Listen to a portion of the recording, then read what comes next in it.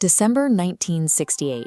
The rural two-lane highways outside Vallejo, California were pitch black and deeply isolated. In the dead of winter, a parked car on these fog-covered turnouts was cut off from the world. On the night of December 20th, high schoolers David Faraday and Betty Lou Jensen parked at a gravel pull-off on Lake Herman Road. A stranger approached their car, forced them out at gunpoint, and opened fire. Both teenagers were killed in seconds. The police found no missing wallets and no stolen jewelry. There were no witnesses on that desolate stretch of road, and for over 6 months, the perpetrator made no contact with the authorities. The silence broke in July of 1969. Darlene Ferrin and Michael Mageau were sitting in a car at the Blue Rock Springs Golf Course, another secluded turnout, when a man walked up and fired directly through the passenger window.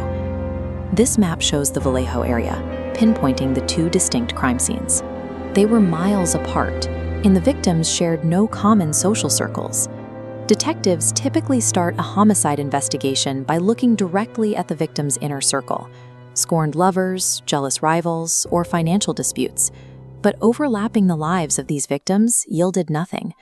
The police were facing a specific difficulty: a killer who was operating at random, striking on isolated fringes, leaving almost no trace, and requiring no traditional motive.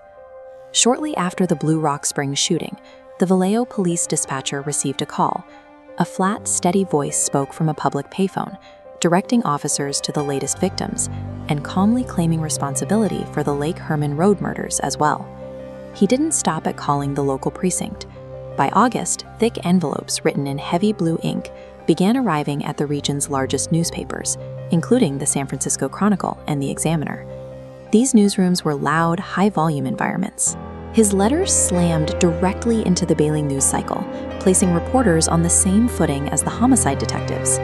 This diagram shows the cipher he mailed them. He demanded these abstract shapes and Greek letters be printed on the front page, threatening violence if ignored. Inside, he gave himself a name, the Zodiac, signing with this distinct crosshair symbol. He was no longer just committing physical violence. He was using the press to taunt the authorities and command the attention of the entire state. In September 1969, his tactics shifted. He abandoned the cover of night and struck 2 college students in broad daylight at Lake Berryessa. Surrounded by bright blue water, this recreation area felt entirely detached from the dark, foggy backroads of Vallejo, yet its physical isolation left visitors exposed.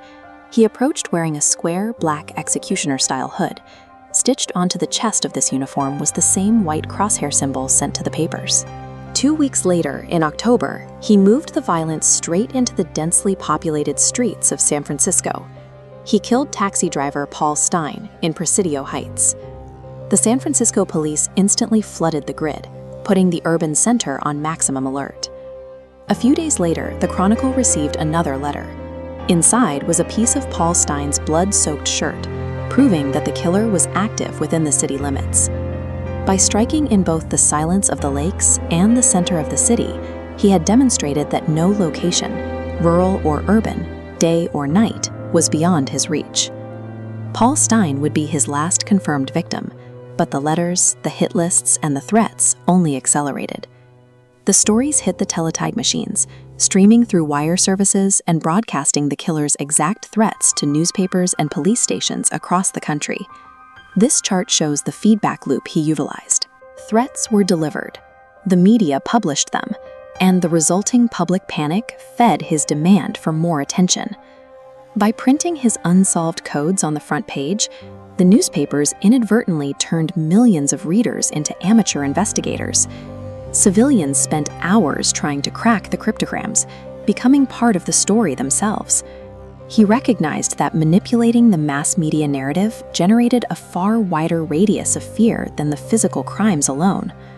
Despite leaving partial fingerprints, bloody crime scenes, and surviving witnesses, and pages of handwritten text, decades of investigative work yielded no formal charges.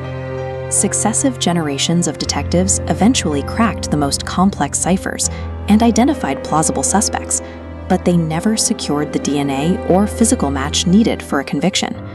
The lack of closure meant he never faced a courtroom or a cell. Instead of aging as a prisoner, his identity remained as obscured as it was in 1969. Decades later, the case files remain open, and his final claim that he would never be caught has never been proven false by an arrest.